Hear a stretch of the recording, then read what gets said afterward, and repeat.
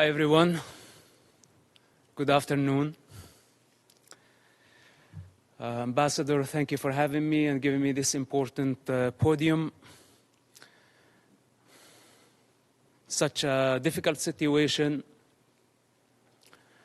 I see lots of division and confusion, lots of hatred, lots of misinformation. And everybody speaks on behalf of the children and on behalf of the innocent. But I am not sure about their real intention. But today I can speak on the authority of a Palestinian child, someone who grew up in that culture. Hamas' first crime against children in the Palestinian societies is not arming them or encouraging them to carry suicide bombing attacks. It's the religious, ideological indoctrination that I had to go through.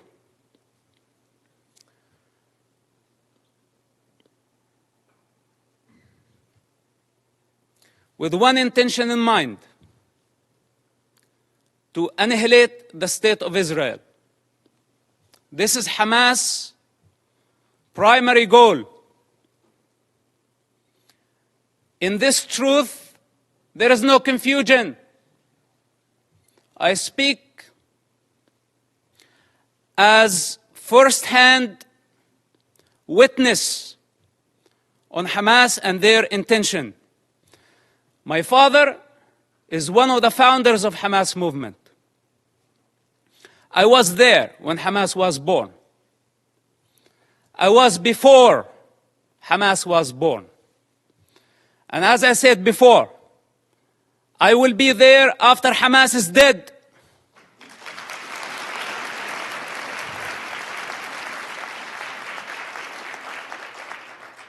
I am not a part of propaganda. I don't work for nobody. I only represent myself. And on this authority, I speak. So don't be mistaken and take my words very carefully. Hamas is committing a crime against this generation and the next generations to come. So blaming Israel is not going to solve the problem. Imagine a 10-year-old child. When I disobeyed Hamas, I was tied up to a post and I was whipped by Hamas top leader. And I don't want to mention his name because he's not worthy.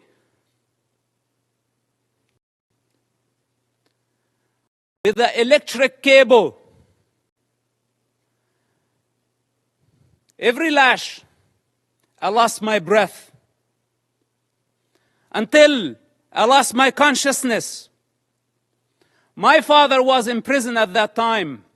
And this leader thought that he was my mentor. This is Hamas discipline. This is how they wanted me to be. To become a violent savage like them. And the very basic intelligence of a child, when I felt that was not natural, it wasn't. But I had still to go to the mosque to please my mother and please my father and obey this type of monsters. I hate to talk about my personal struggle. And I hate to be in a position to be at defense. He also don't like to be at defense. Because this is what Hamas did to Israel on October 7th. They put all of us at defense. But this doesn't mean that we are not going to win the war.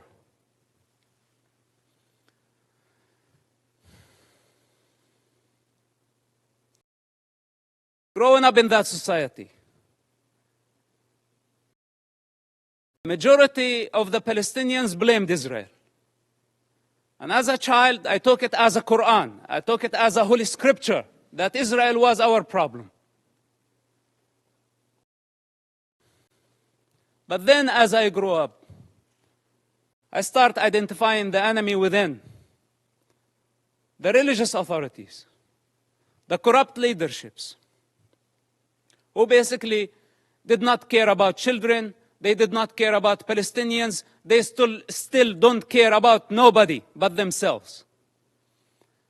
And the world has been empowering them against the prey, against the victims.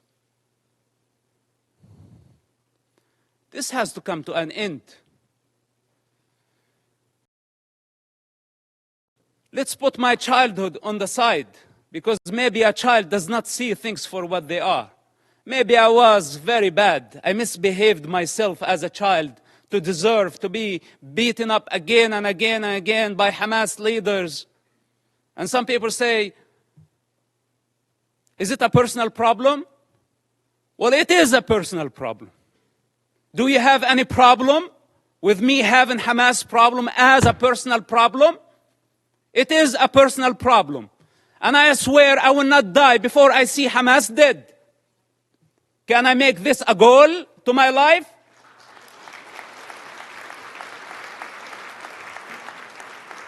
You know, unlike many of the leaders who sit here and give Hamas legitimacy by not condemning them, if the entire world stand there and say otherwise, the child witness within will always be there. And nobody can deceive that child anymore.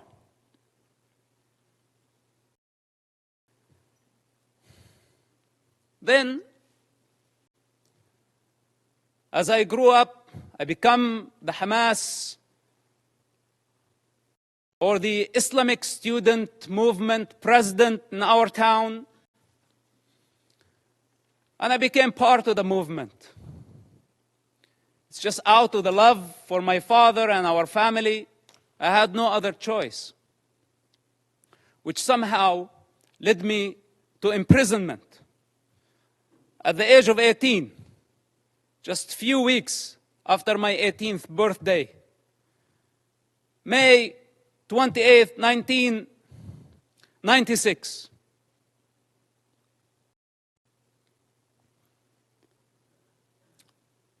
My problem was not Israel who arrested me during that experience. It was Hamas again, but this time with a lot more brutality, a lot more pain than the pain I experienced on a personal level. In prison, Hamas tortured and killed hundreds of Palestinian prisoners, Hamas members, because Hamas had suspicion that they were collaborating with the state of Israel. I spent 16 months in that first arrest among Hamas leaders. What was called Al-Majd, Hamas security wing, for those who don't know, this division of Hamas. This security wing, they brutally tortured people, putting needles under their fingernails, burning plastic on their bodies, putting off cigarettes in their skin.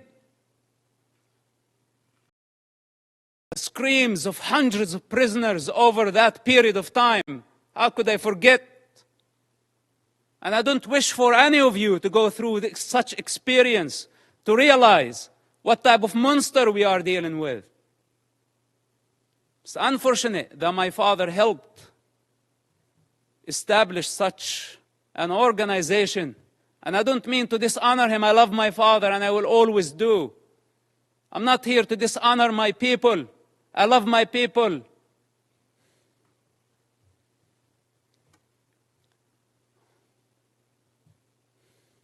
But I cannot believe how far Hamas was able to travel in this madness, and we could not stop them. After I was released from prison, I made very hard choices. And I don't have the time to go through all my motives, but yes, I had many motives. Many motives to fight against Hamas, and I still do. And nobody can get in my way. Not even the United Nations.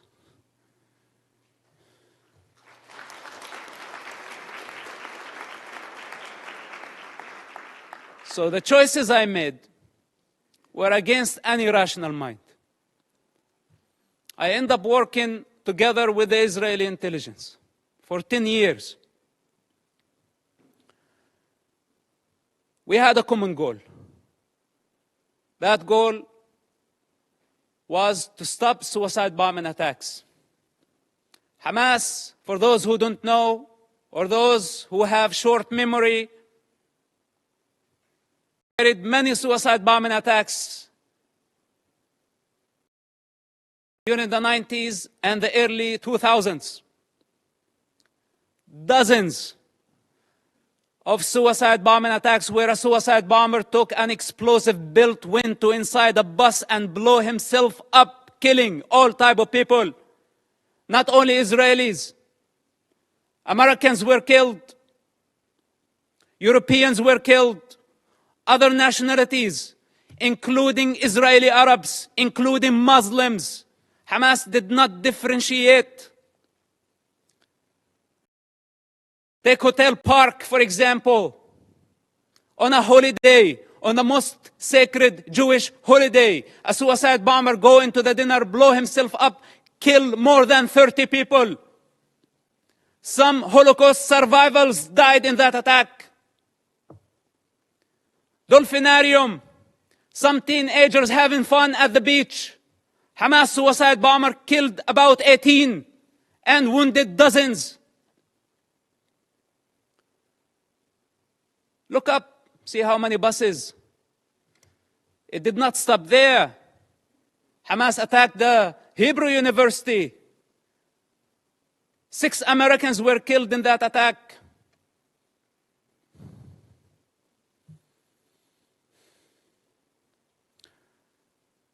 They targeted synagogues. They targeted everywhere. Knowing the Israeli retaliation, they invite violence. They love violence. Hamas, without chaos, cannot survive. It's their climate. This is where they thrive. When the peace process came, if you follow the history of Hamas and their development or their evolution, whatever you want to call it, Hamas, what sabotaged the peace process through suicide bombing attacks.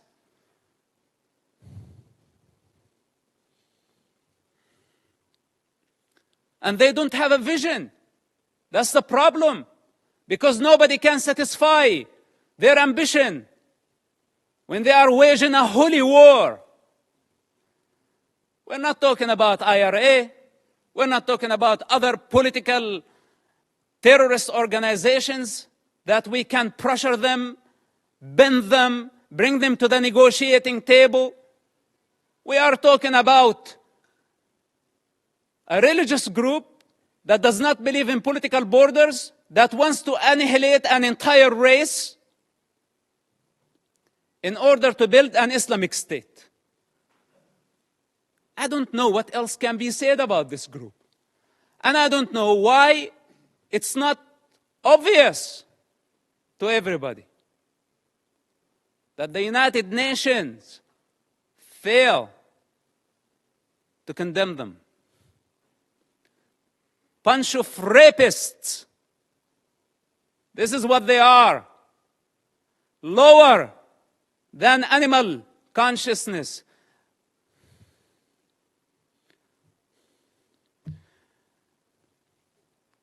So, I don't speak only on the authority of that child, and someone who grew up in the Palestinian territory, I also speak on the authority of someone who has 10 years of experience in a counterterrorism of the Israeli intelligence.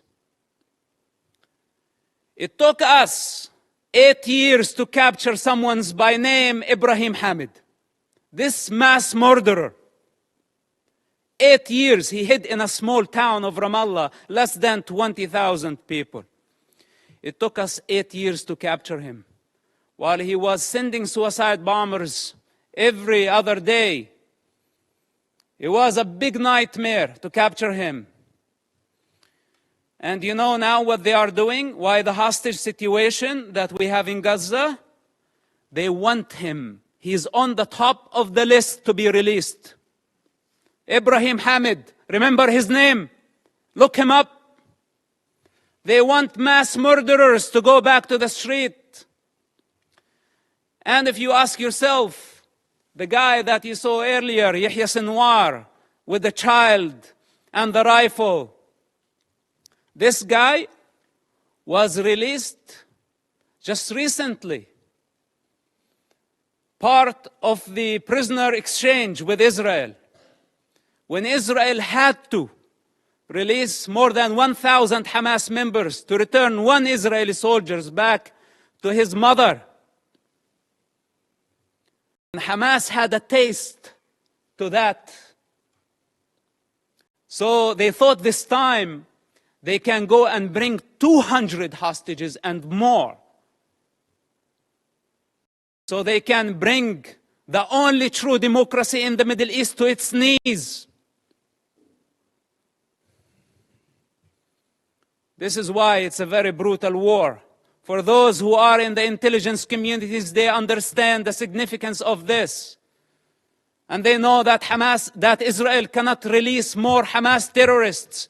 Because this guy, you saw, Yahya Sinwar, he is the mastermind behind the attacks on October 7th. And how can Israel afford, or how can any of you validate or prove the release of mass murderers back to the street so they can carry a lot more terrorist attacks and hijack an entire society, use hundreds of thousands of people as human shields? Is this our way of solving the problem? We need the correct vision. First of all, we need to identify the origins of suffering, where it's coming from, where does it originate from. We need to identify the disease. Then we can provide the cure. Up to this point, we haven't identified the disease. And for those who know the problem, they don't have the courage to stand and say, we have a problem with Hamas. But most of us have our own calculations. From Russia to China to the rest of the superpowers, given Hamas cover. Hamas gave the attacks on October 7th as a birthday gift to Putin. For those who did not make the connection. And I don't want to go farther. Now nobody's talking about Ukraine, using Hamas as the wild card in the Middle East, igniting a religious war to just divert your attention somewhere else. All those criminals, whether they were high profile or low profile, they are all savages.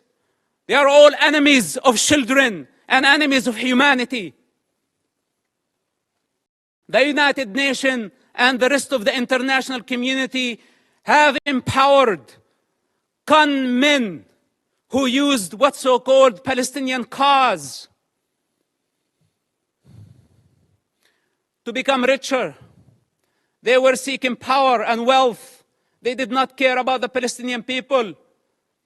As the children of Gaza sink in despair and poverty, leaders of Hamas, along with their families and their entourage, enjoy the Four Seasons Hotel in Doha, Qatar.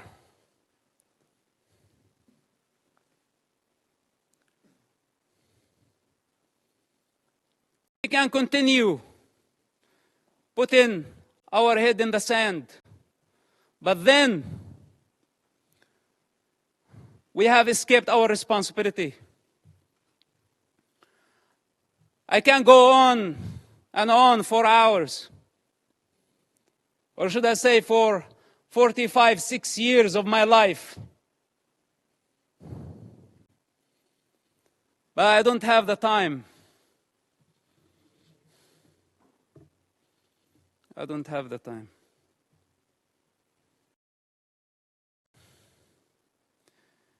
If we don't eradicate Hamas this war and this time, if we don't eradicate them, the next Gaza war is going to be deadlier. It's going to be much greater. If today we are complaining about 10,000 casualties, even though I'm not sure about the numbers because it's Hamas statistics, I don't trust anything they say or anything they do. But even if it was true, it's actually a miracle that we have only this number. The next war, we will be talking about hundreds of thousands. This is the fourth war with Hamas and the fifth war in Gaza, because also Islamic Jihad had their own war. If we don't eradicate Hamas and other terrorist groups in Gaza this time and give Gaza back to the people of Gaza, we will give them legitimacy.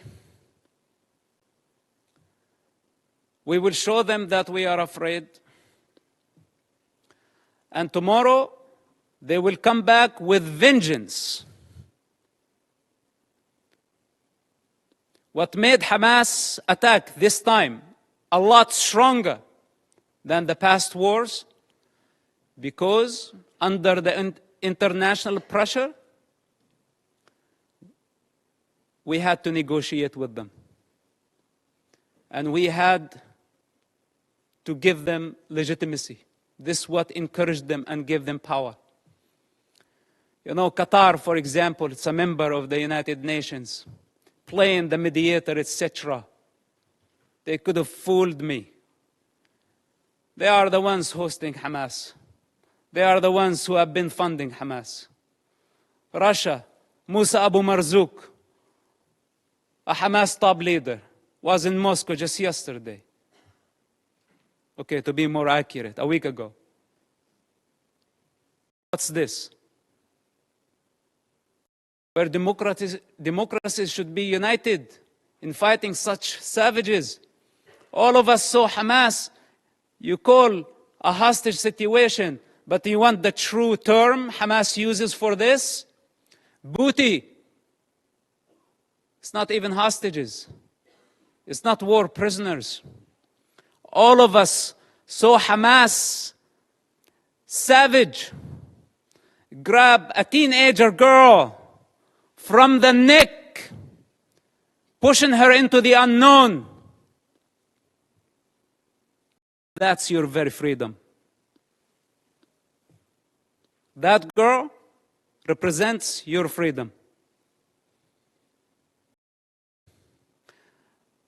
And none of us thought about the mother of that kid and how she felt about seeing her daughter being dragged that way by a savage who wants to dominate, who sees women as a property. This is how Hamas sees women, a property, something they can own. As they want to own territory, more territory, their lust, their sexual lust, their lust for power, their lust for territory.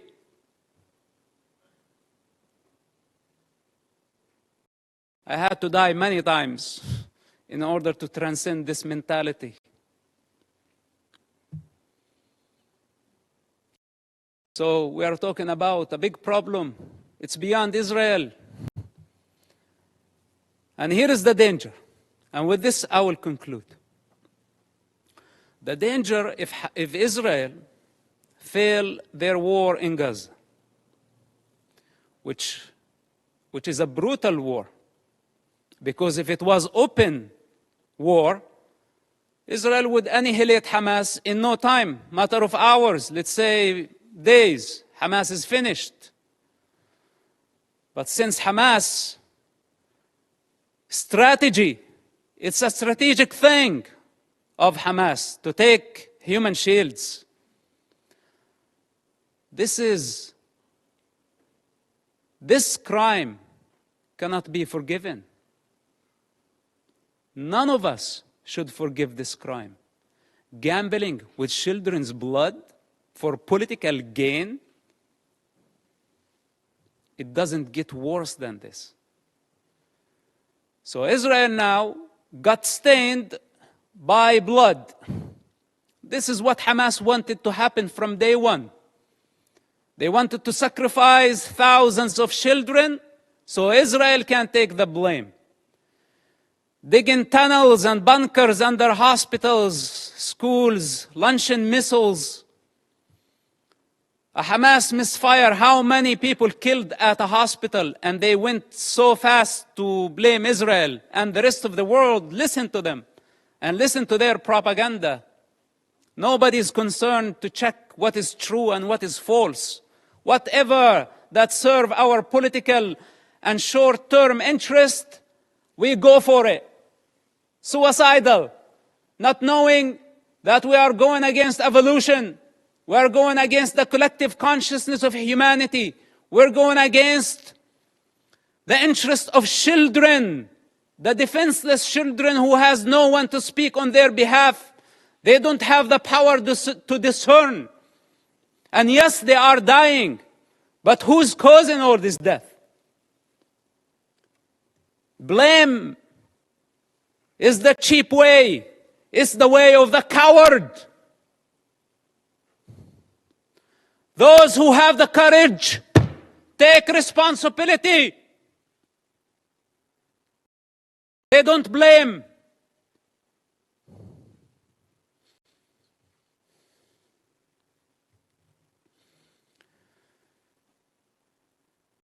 If Hamas is not defeated, if Hamas is not eradicated in Gaza,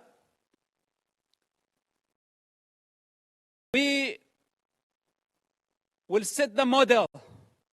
We will give the freedom to so many radical groups around the world, especially in Europe.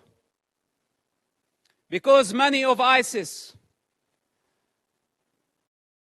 have fled to Europe under civilian cover.